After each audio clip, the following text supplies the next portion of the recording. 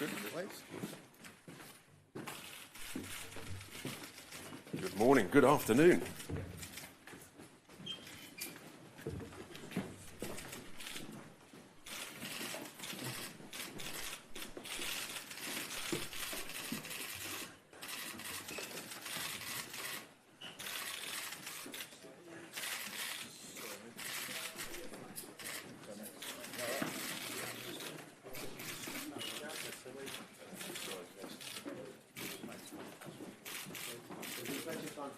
Happy? All good?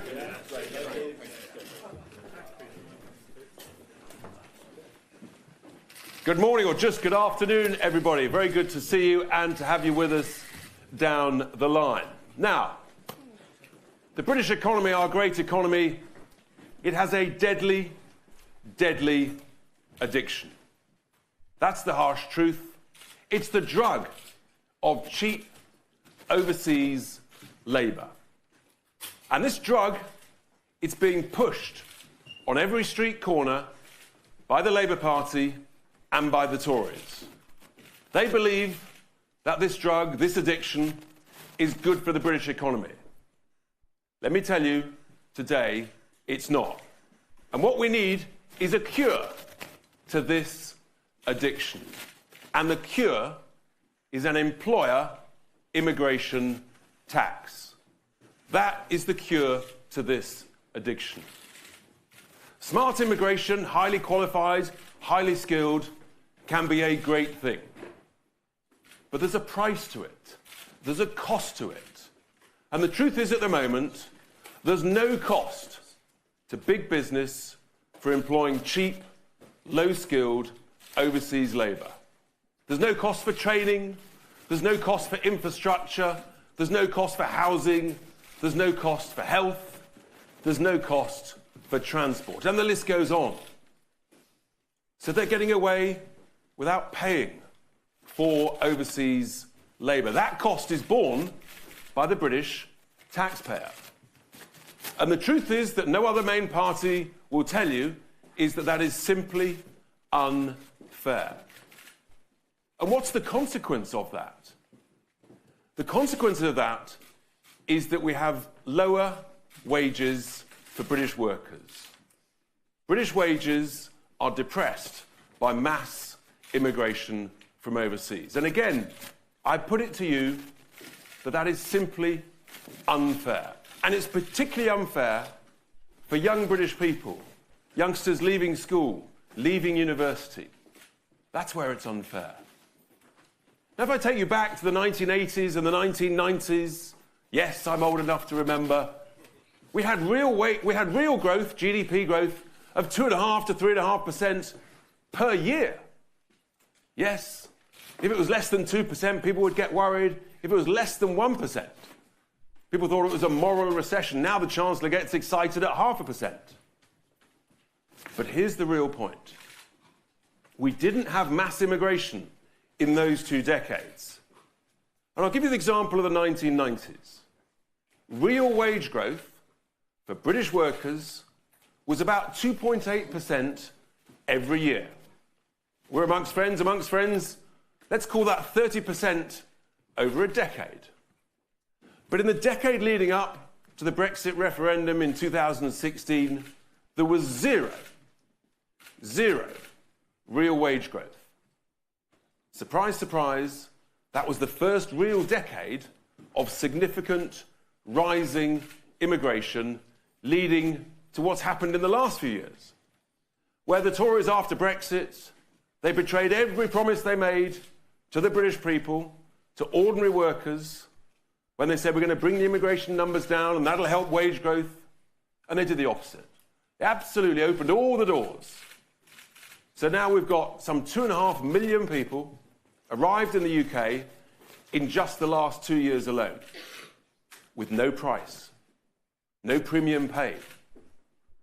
And so that actually has a cost to the British taxpayer. And it's simply unfair. So what we need to do is we need to incentivise business to say, actually, if you want to employ people from overseas, that's fine, but you've got to pay a price for it. An employer immigration tax, because actually we want to incentivise you to employ British workers. Now, big business will say, oh, come on, Richard. British workers don't want to work, to which I say, nonsense. Before the era of mass immigration, in the 1980s and the 1990s, British workers were working, and we had real wage growth. So maybe, actually, it's you, big business, getting away without paying a decent working wage. So what happens is that big business makes ever bigger profits because ordinary workers receive lower wages. And here's basic economic theory, literally since the beginning of the Industrial Revolution. The basic economic theory, it's A-level economics. If you increase the supply of something, the price of that supply, in this case, wages, labour, the price of that goes down. Whereas if you limit the supply of it, guess what happens? The price goes up. And if businesses say, well, I can't afford the wages, then guess what happens? They invest in capital equipment to create more productivity. But our investment in capital and productivity is falling. It's a disaster.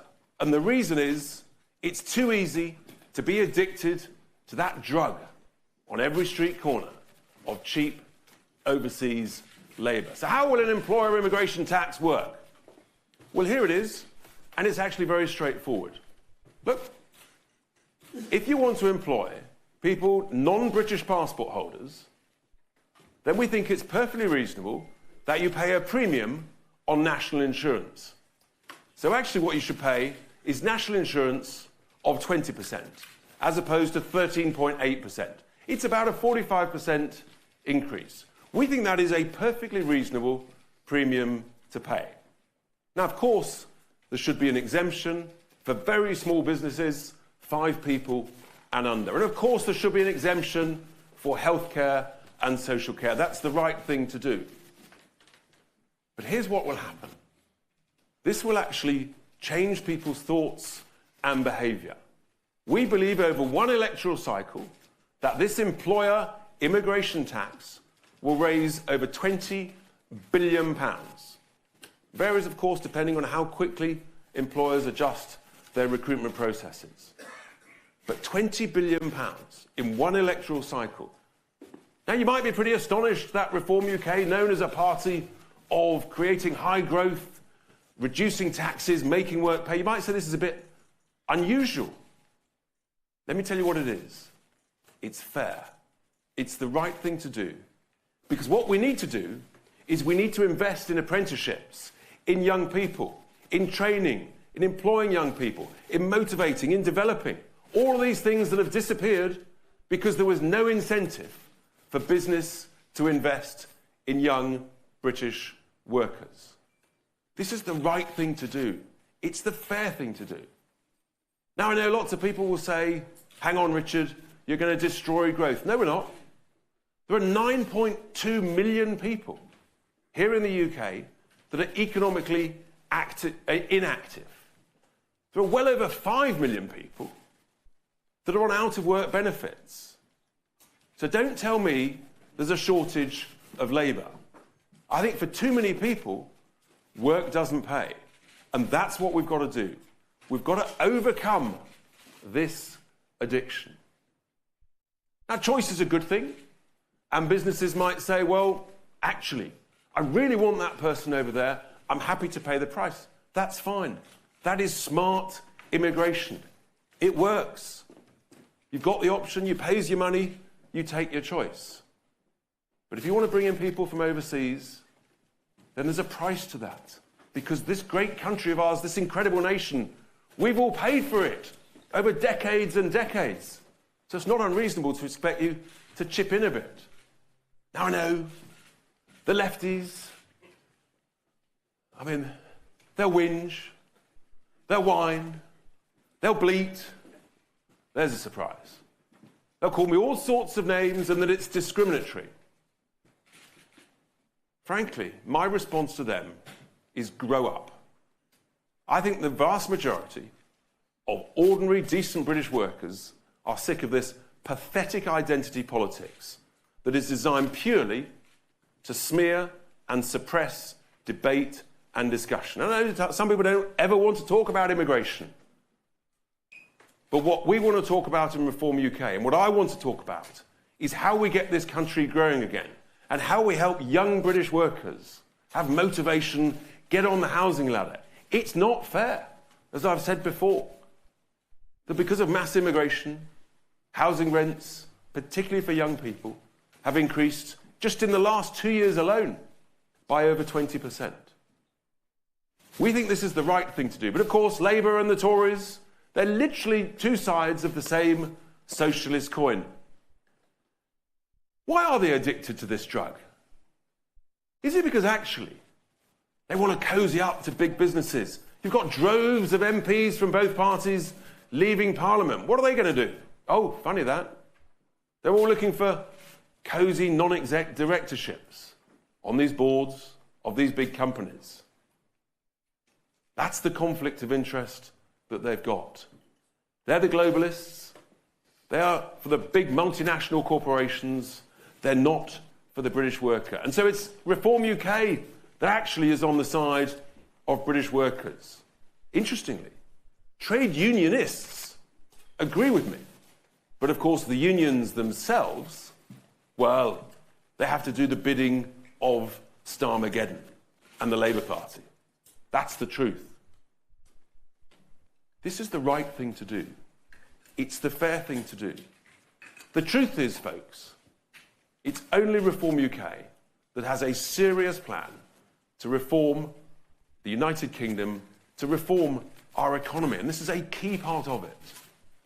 It's time for an employer immigration tax.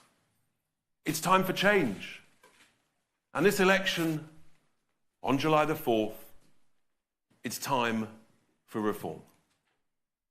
It's also time to welcome my good friend, who I've worked with, campaigned with for many, many years. And we're looking forward to campaigning again throughout this election period. It's exciting. Sometimes, we never know quite what's going to happen next. But that's part of the excitement. I love campaigning. Knocking on doors, all of that. When people welcome you. And let me tell you what is out there. My good friend knows it, and I know it. Do you remember the old shy Brexiteers? There's a whole load of shy reformers. They're out there. Every day I meet them. That little sort of thumbs up, wink. Don't tell anyone. That's why we're going to do so much better than everybody predicts on July the 4th. And that's why with my good friend Nigel, we are going to surprise everybody, because this great country of ours needs reform. So I'm going to hope that the doors will open and my good friend Nigel will emerge. Here he is. Thank you, Richard. Good. Excellent. Very good. Thank you. Good morning, everybody. And Richard, well done. That is a bold, innovative policy. I can hear the multinationals wailing already, because you're quite right. We have become addicted to cheap foreign labour.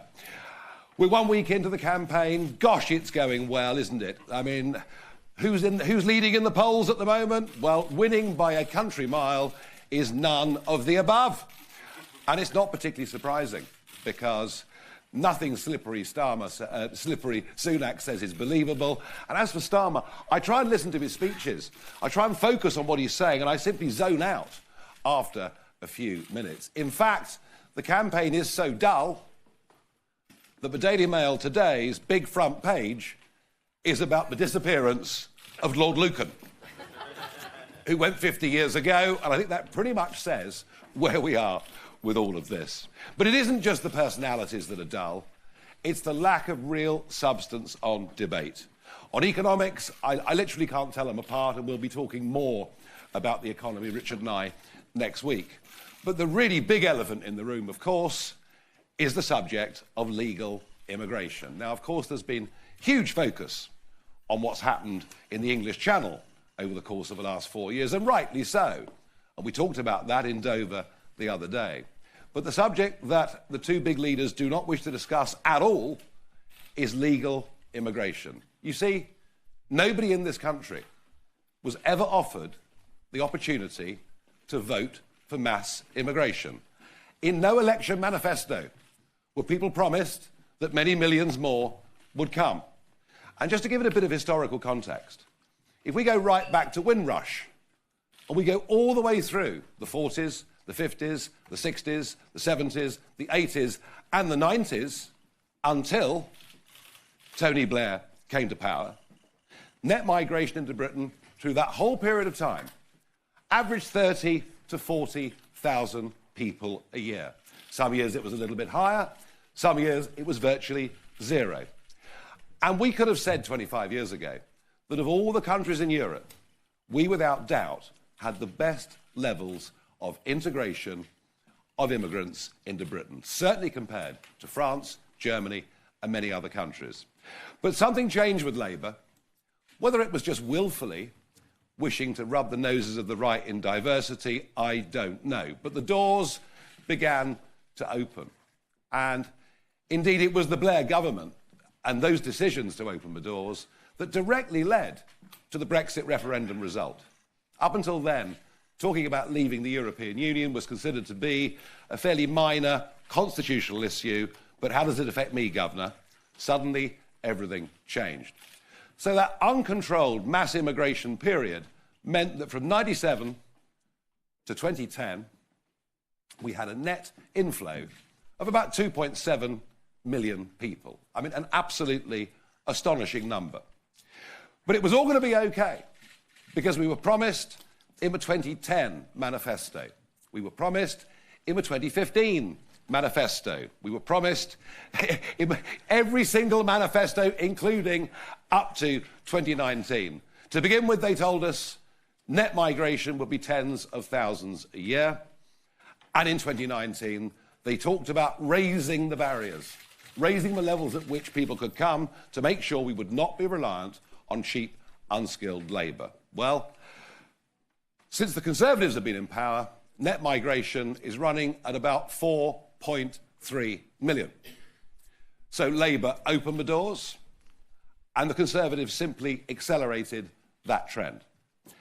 And they somehow think they can get away with it because the electorate haven't noticed. Well, they have. And I really do believe that this should be the immigration election. You see, if you ask voters what are their priorities, well, the subject of immigration on its own has gone from about fifth 3 or 4 months ago to second or third, depending which pollster you look at.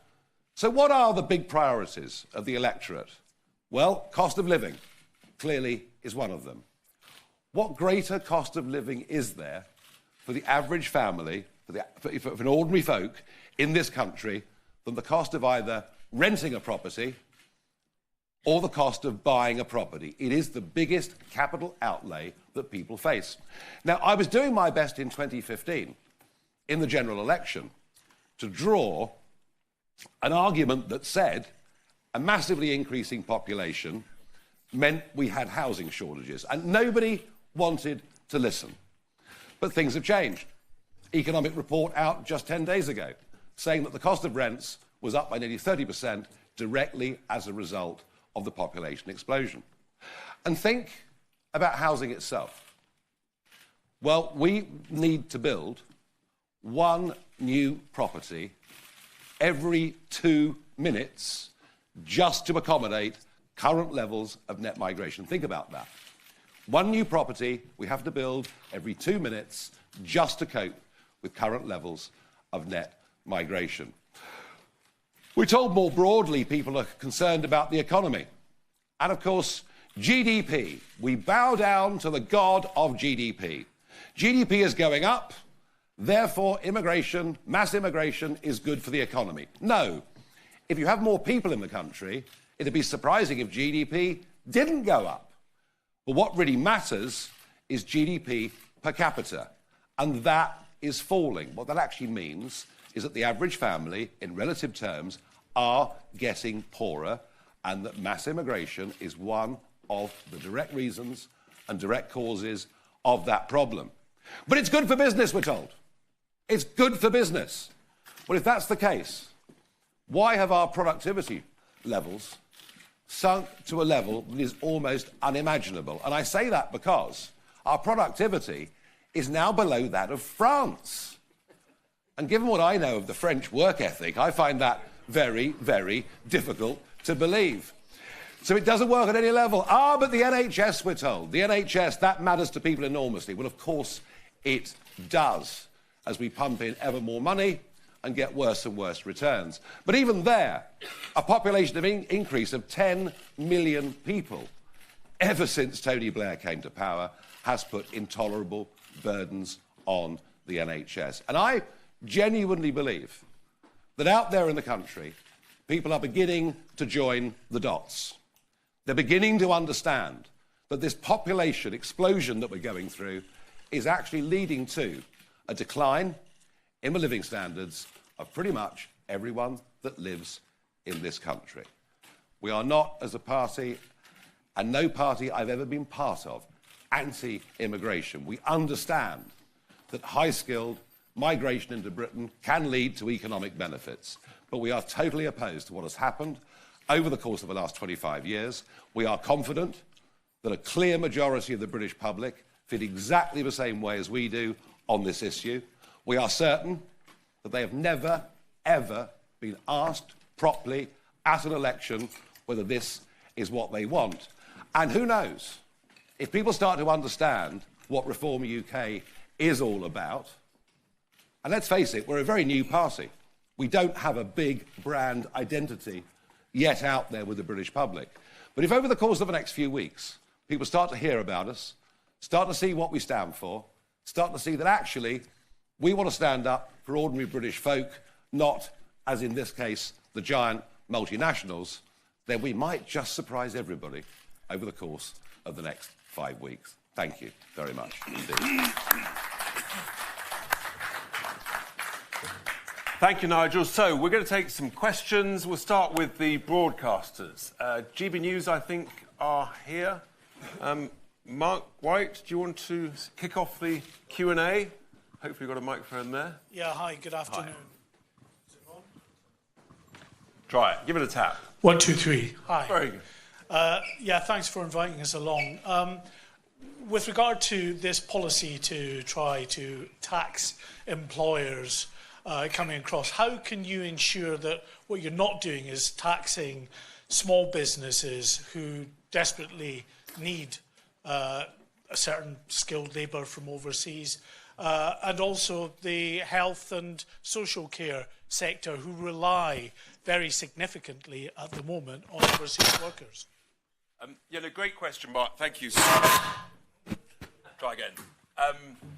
Look, on health and social care, we've already said that there would be an exemption for that. Even the dog enjoys it. So there'd be an exemption for health and social care. And look, at the end of the day, businesses have got to make a choice. This is to create an incentive for all businesses above 5 workers to actually say, well, yes, if you can only find someone from overseas, understand that, that's a choice, but there's a cost to it. There's a price to it for the infrastructure for all of us, because all of us, over decades, we've all paid for it. So, and it's right, because in the 1980s and the 1990s, before mass immigration, we had much higher growth in GDP and also in real wage growth. That's not a coincidence. That's because actually, if there was a labour shortage, people invested in capital equipment. And so you had higher wage growth, higher productivity. And that's what's been missing. It's directly linked, but no one wants to talk about it. No one wants to admit it, except Reform UK. And that's why it's absolutely essential. So look, smart immigration, it's a great thing. The key to good immigration, smart immigration, is both integration and paying a fair price. And that's what we're saying. Who's next? Have we got our broadcast friends at Sky, perhaps? Hi, thanks for having us along. Nigel, yesterday you gave an interview in which you said that you would be open to having a conversation with the Tory party. You said, what are they going to do back for me? So what would you like the Conservatives to do for you? Are you open to having some sort of deal with them? Would you join the Conservative Party? And Richard, what do you make of all of this? This was a deeply sarcastic answer given to Harry Cole, the political editor of The Sun, on his new programme, Never Mind the Ballots, just to give you some context of where it was. And it's the old thing. I've been asked this for 25 years. For 25 years I've been asked, what are you going to do for the Conservatives? Why don't you stand aside? So-and-so's a frightfully good chap, you know. He was an Eton, really, he was. And actually, I think in 2019, we did the Conservatives the biggest favour anyone's ever done them. We, with the complete catastrophe of the May premiership, we formed the Brexit Party, and within 6 weeks, we reduced the Conservatives to their most humiliating election result in nearly 200 years. And that led directly to Theresa May going. That was the first bit of very significant help that we gave the Conservatives in 2019. The second was perhaps more significant, and that was we withdrew 319 candidates because we frankly couldn't bear the thought of a Corbyn, Lib Dem, SNP coalition, a second referendum, an unpatriotic Prime Minister. We couldn't bear the thought of it. So in the interest of the country, we stood aside. That helped enormously, because it gave the nod, didn't it? It's OK to vote for Boris. It's OK to vote for the Conservatives in this election. But what has happened since then? And I touched on it earlier. The reason we got the Brexit result was that mass immigration was, hey, wait, hang on a second, this doesn't make sense. Right? That's why we got the result. That's why the turnout in the referendum was as high as it was. And be in no doubt, millions of those voters that voted for Boris Johnson had previously voted for UKIP and the Brexit Party. We were like a gateway drug through from Labour. And one of their primary concerns was over levels of immigration. They feel betrayed by the Conservative Party. I feel betrayed by the Conservative Party. I have absolutely no interest of any kind at all in doing anything with them. As I say, my reply was deeply sarcastic. You know, what are they ever going to give me? Well, the answer is 3/5 of 5/8 of very little. There is no deal with the Conservatives whatsoever. And as I said on Radio 4 this morning, you know, in any form of life, but particularly in a really dull election, I mean, there's nothing wrong with having a sense of humour and a bit of banter. Let's have a bit more sort of engagement in this. So, look, as Nigel said, our trust has been completely and utterly betrayed. And it's a bit like the plumber. Good-looking chap, comes along, tells you he's going to fix the leak, disappears, and it still leaks. And he comes back, and he blames the pipe, and it still leaks. And then he blames the glue, and it still leaks. And eventually, you say, no, actually it's you. A bad workman blames his tools, and you get a different plumber. And that's why the Tories, who people have trusted, they've betrayed us all, and frankly, they need to be fired. Who's next? Fair enough.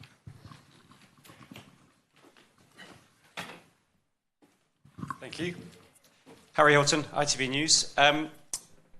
A huge proportion of people who come to this country legally do so for reasons of study. Another huge proportion is for health and social care workers as well. So even if this policy was successful, wouldn't it only tackle a small proportion of legal migration to the UK? No, actually, there's well over 4 million foreign nationals in work, according to, I think it's ONS figures. And look, we've always said there would be an exemption for health and social care.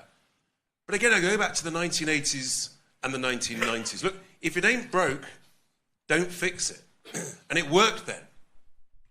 You know, when I was 18, friends of mine started the nursing profession, and they went straight into the wards under matron, and it worked. They didn't need to do a long degree and come out with 40 grand of debt. So actually, we know it works then. You've got to incentivise and motivate businesses to employ British workers and to train and invest in them. And what this whole last 2 decades of mass immigration has done is it's let big business off the hook. They haven't had to pay the price.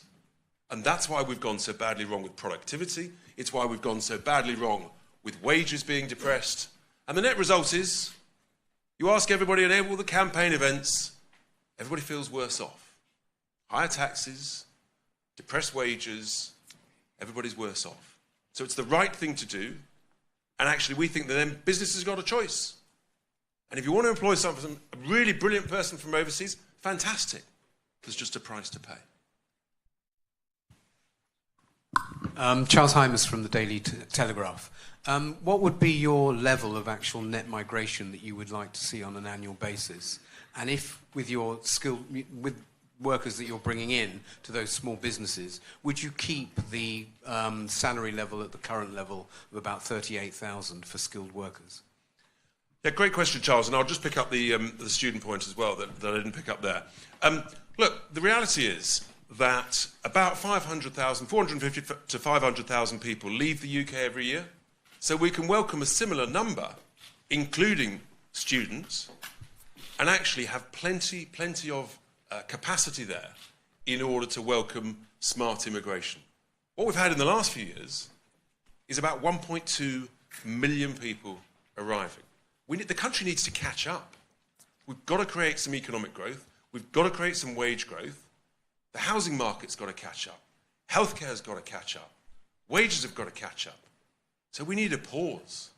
We need to freeze net immigration, let all of that happen, and within that, within the universities, look, there's some great degrees out there, of course, but we have to be honest. And even Sunak has just admitted it. There's plenty of Mickey Mouse degrees out there.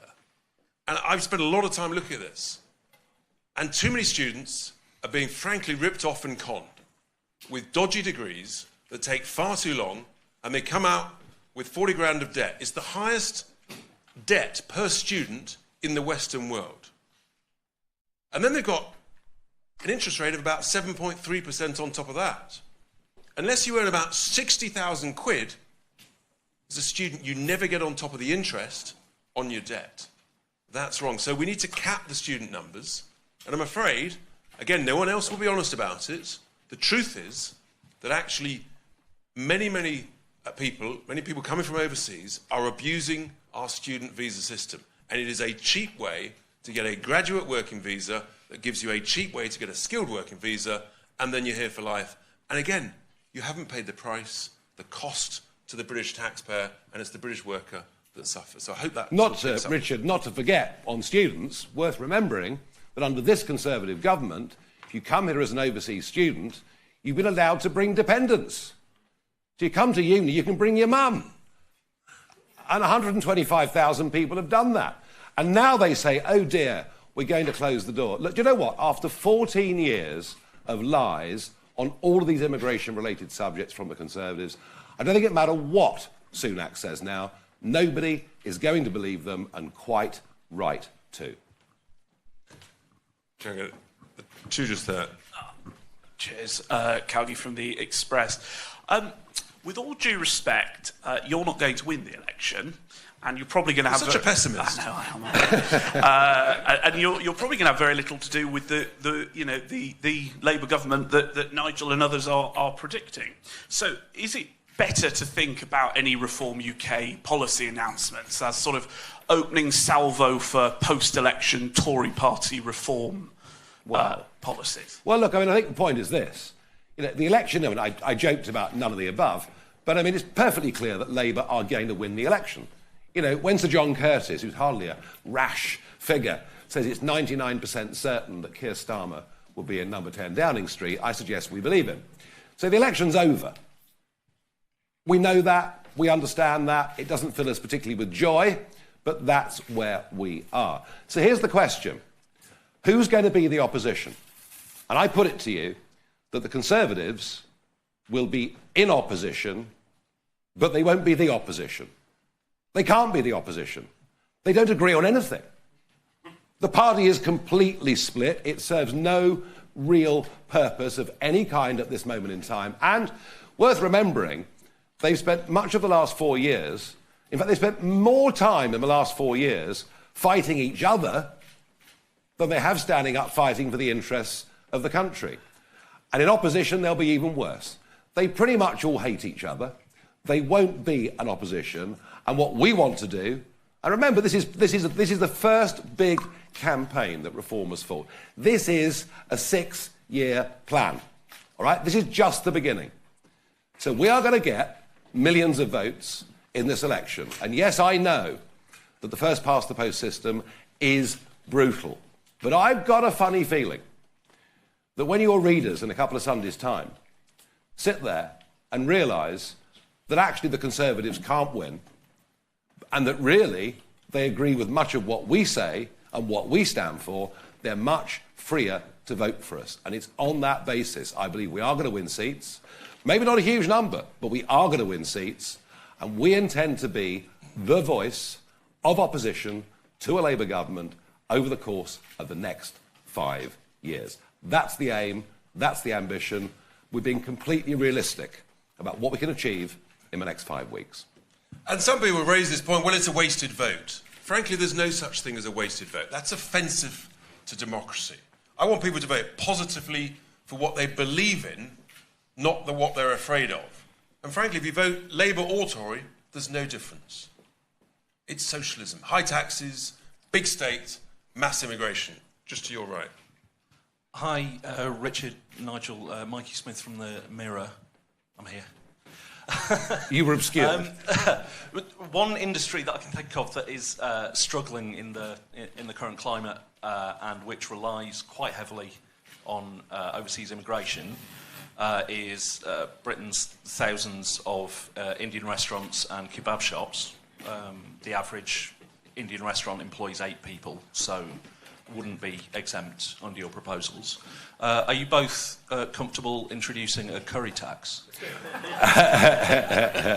Well, I must admit, I do like to go for a curry, normally much later in the evening than I'd originally planned, if you understand what I mean.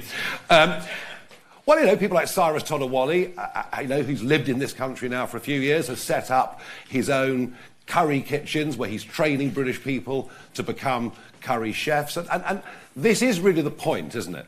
The point is to reduce our reliance on overseas unskilled labour. Now, clearly, somebody who's a qualified curry chef is not going to be in the unskilled or low-wage bracket. But what Richard's laying out here, it's about incentives and disincentives. And what we're aiming to do, what we'd love to see, are fewer British people of working age not working. And, you know, one of the ways you do that is to give them more opportunities. What is pretty sure about your curry example is that this policy applied would lead to an increase in wages and therefore a much greater temptation to become a waiter, a much greater temptation to train as a chef. You know, this is about a plan over a few years to get more British people back to work and to rely less on cheap, unskilled labour from abroad, which, and I'm pleased at last, economists are waking up to the fact this has actually been a negative, not a positive. Martusi.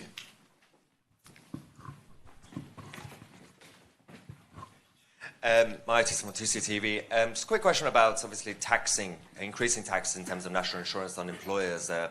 Big companies, of course, are already bringing down the wages to get foreign workers. Aren't they just going to decrease the wages that they already do to bring in the workers to cover the cost of that increased national insurance? Are we going to get more restrictions as a policy from you guys to incentivize?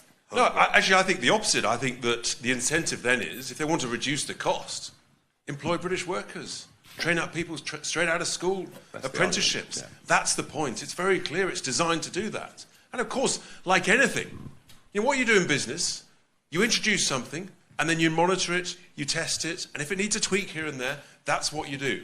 What you don't do is refuse to look at something and change it.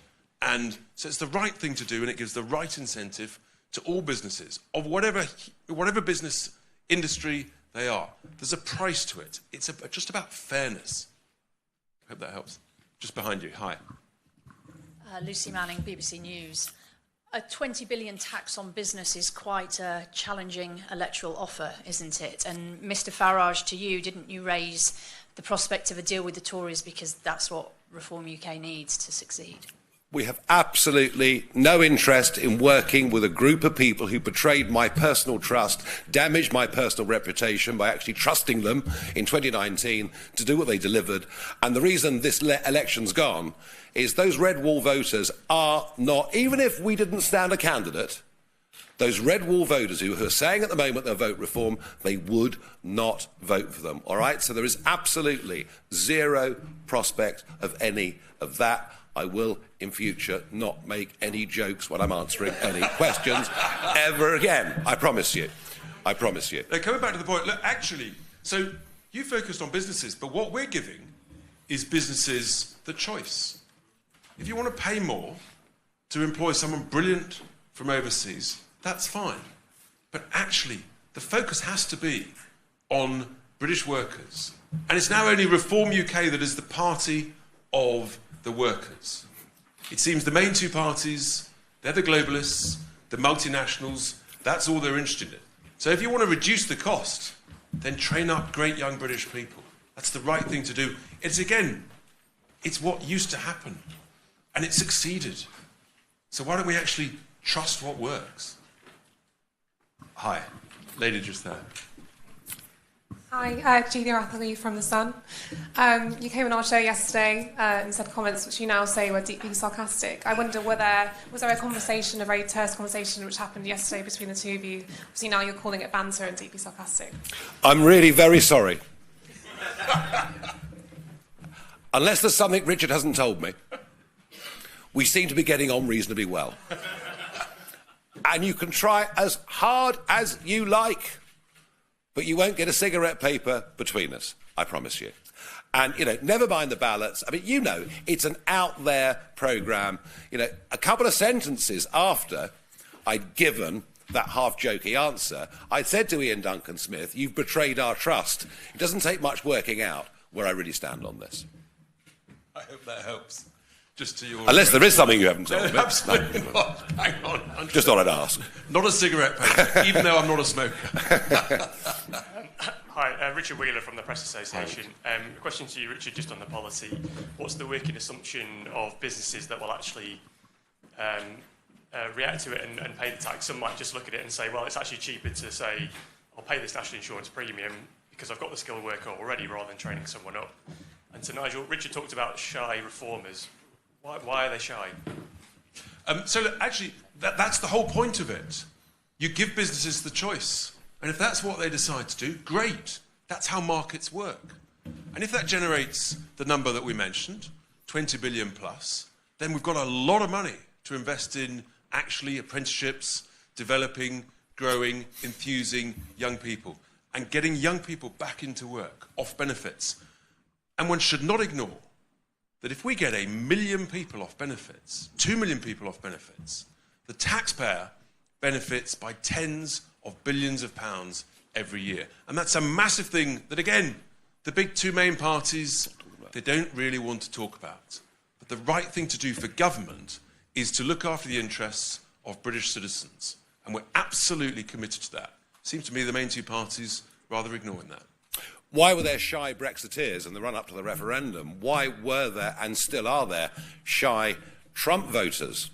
And why are there shy reformers? Because when I go on to Sky News on a Sunday morning and talk to Trevor Phillips and talk about a deep sense of unease that a huge number of people feel when they see the beginnings of sectarian politics in our country, people voting purely on religious lines, with women excluded, they ask themselves, what the hell is going on?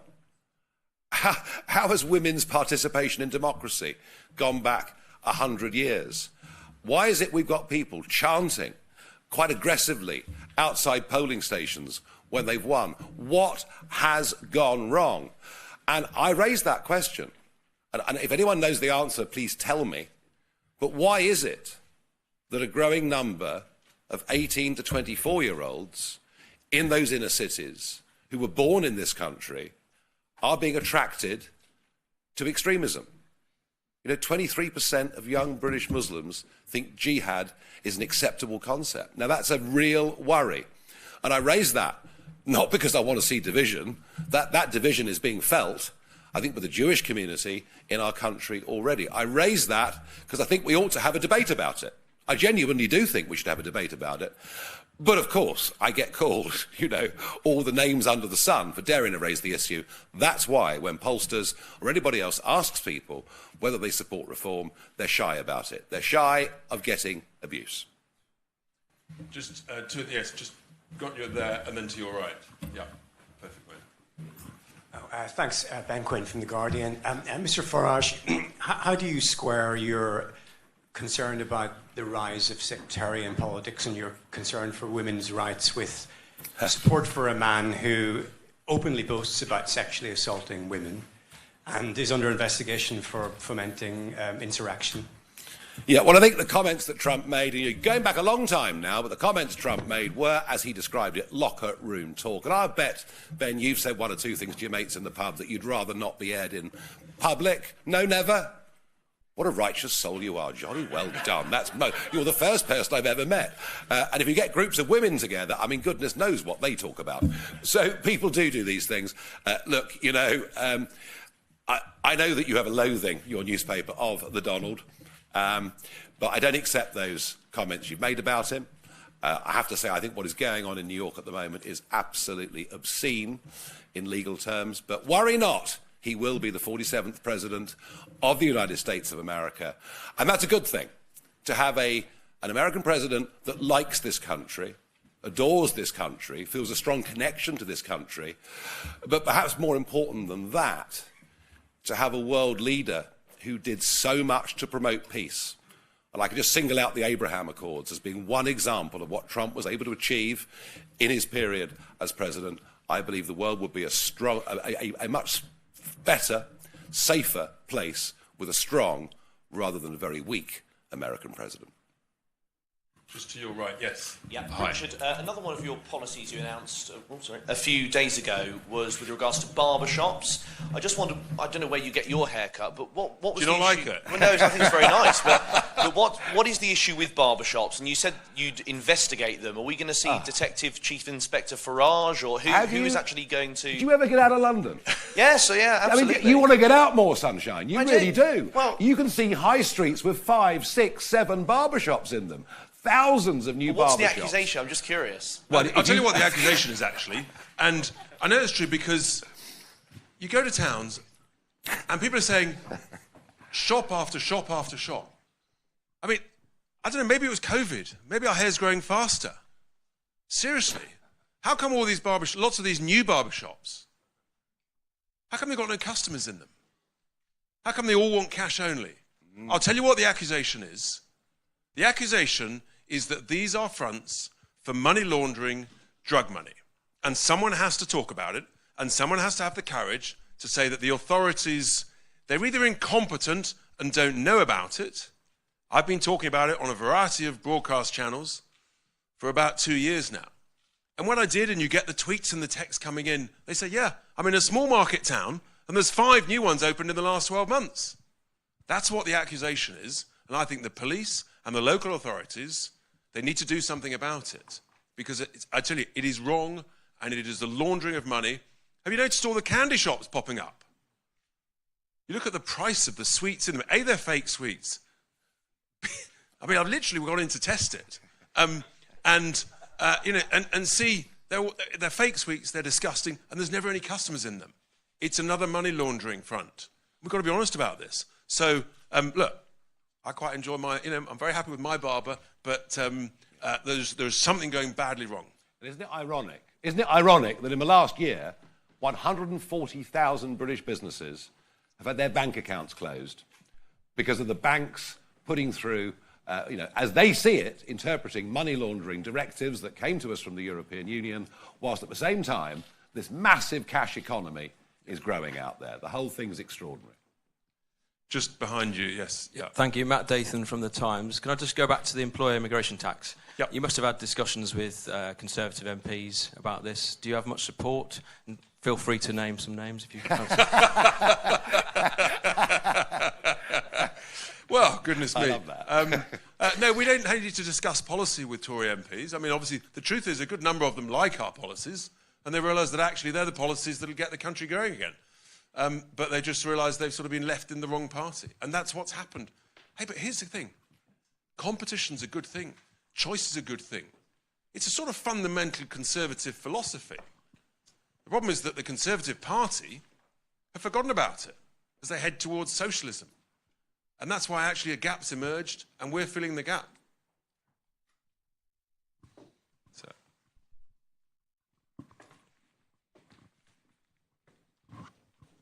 Thanks, David Churchill from the Mail. As you've alluded to, a lot of business leaders will no doubt warn that this policy will cause hundreds of businesses to go bust. Do you think they're wrong about that? And would you be prepared to see firms go to the wall because of the extra costs it will impose on them? Well, they've got a choice, haven't they? I don't think it'll lead to businesses going bust. Business has got a choice. And there's a cost. There's a cost to doing business. There's a cost to the British people. There's a cost to the taxpayer. So I think actually the whole point is to incentivise businesses that are concerned about this. Train up some young people. Get in touch with your schools, your colleges, universities. Focus on actually working with young people, get them on the payroll, make work pay, and frankly, we'll all be better off. Any more? Any more? Sorry, I didn't see.